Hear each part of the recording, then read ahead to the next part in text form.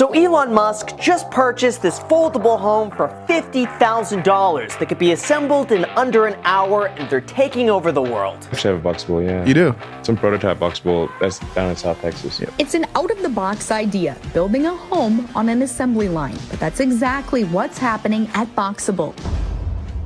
This is our 170,000-foot factory in Las Vegas. Let me give you a tour. This is incredible. The process begins mostly right over here, where we take the various parts and we assemble them together into the wall panels. So we have a few different layers that are laminated together. It's really precise, really accurate, and we get these better ratings on the product. The inspiration was to find a big problem. So it wasn't like we were inspired by the light bulbs go on and let's do this. It was much more clinical than that. We said, let's find a big problem and fix it. And so we looked around at a lot of different industries, and then this big aha moment. It's like, hang on a sec, building construction is pre-industrial. Pre-industrial just means it's not made in a factory. And we said, why? So, well, because they're big. I'm like, can we fix that?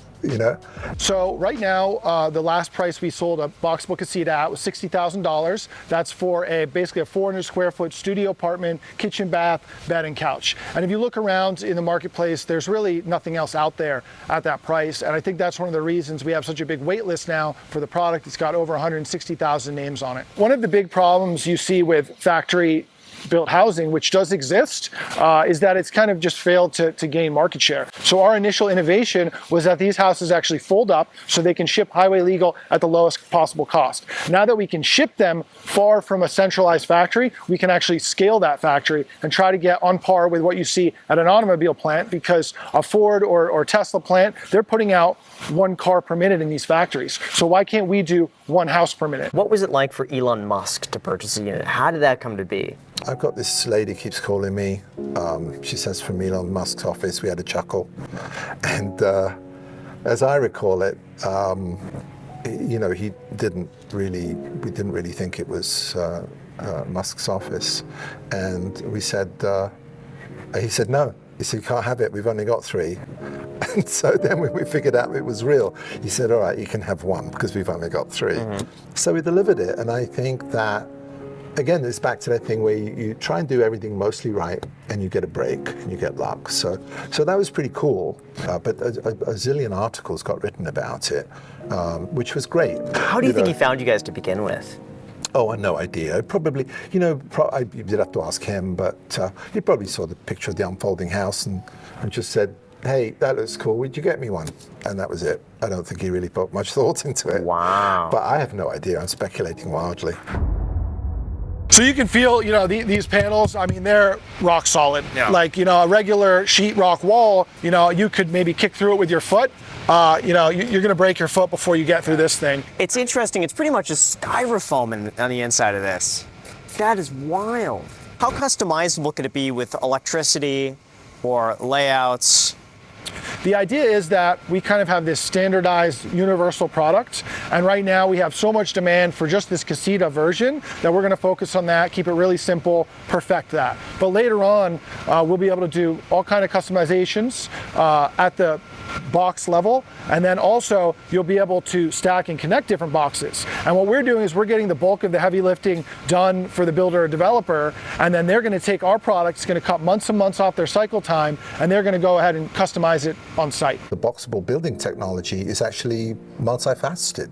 We have a building shell, but within the building shell we keep taking ever finer resolution passes to get this thing into focus. So we have the technology of the building shell, but then, what about the faucets? What about the furniture? What about the toilet? And literally, what about the furniture, the interior furniture, and the lights and the lamps and the windows and the doors?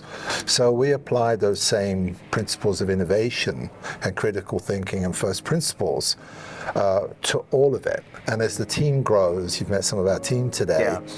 As the team grows, Uncle Harold said, do the important things first. It's not my Uncle Harold, by the way, somebody else's Uncle Harold. Okay. Do the important things first, a pretty good lesson. So all the magic actually happens in the core. So you'll see that we've kind of got the room open here. This is where the kitchen bathroom is going to go. All the rest of the space is just empty. And we don't ship empty space, we fold it up. Yeah, you can see, we've got, kind of the plumbing going into place, the HVAC for heating and cooling.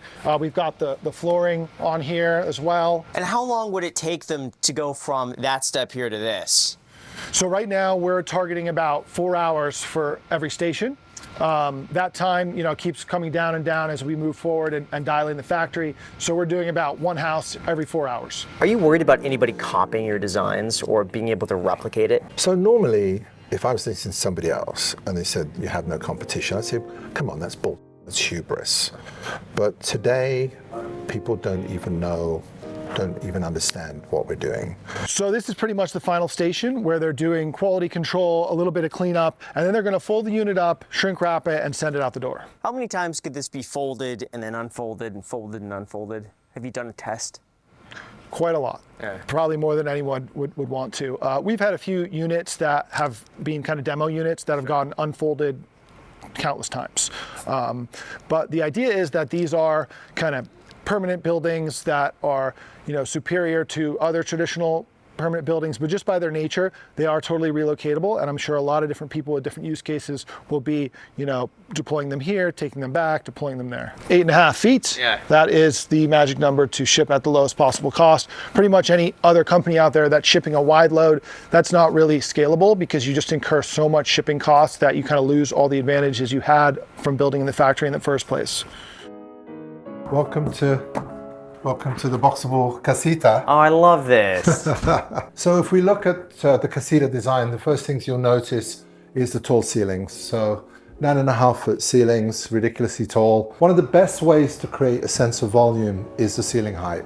And we've pushed and pushed and pushed. And you think a lot of other homes have 8-foot ceilings and even lower than that. So 9.5, spectacularly tall, and that future-proofs us to create a lot of different combinations going down the road. You want the home to feel big, so it feels like it's sort of enveloping you and is a comfortable, solid place. So it's very, very important. With the kitchen, what we wanted to do was, with all of the appliances and everything, no half-size appliances, nothing undersized at all appliance-wise.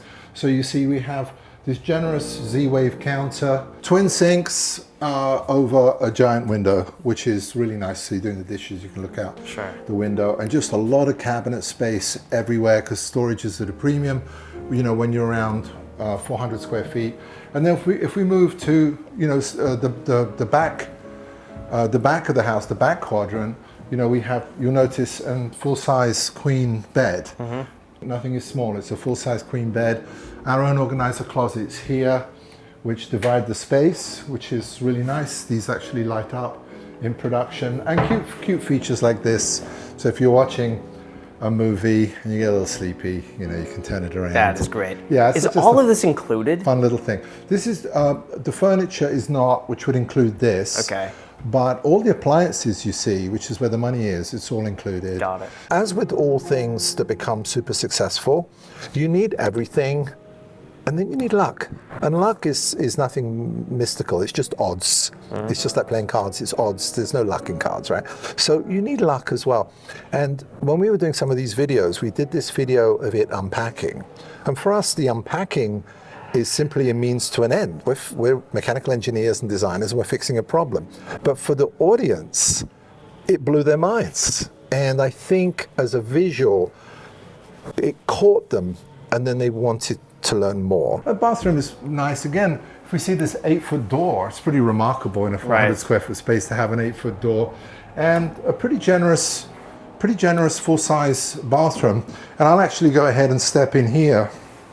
One of the things we found is we couldn't find the shower we liked, right? So this is a full 8-foot shower, and we designed our own. You see the logo here. Right. And in terms of cost reduction, if you go to Home Depot, you're going to find those showers around $1,000, $800. We engineered this. It's superior. It's taller. It's got glass. We buy this now for under $400. What age did you realize though that was a calling for you? It's just weird, but a child. Really? Yeah, it was a child. How do you know? I'd throw away the toys, and I'd be cutting up pieces of paper with sticky tape and putting them together. Really didn't play with toys. I was always sort of wired that way, genetically on the one hand, and on the other hand, sort of rebel against authority. Okay. So it didn't really make me a good employee. Yeah. So between that wiring and the fact that I really didn't want to work for somebody else, that just led me down the path of entrepreneurship. If one person sits down, they're out of view of the other person. So one could go to bed, one could watch TV, maybe with headphones on.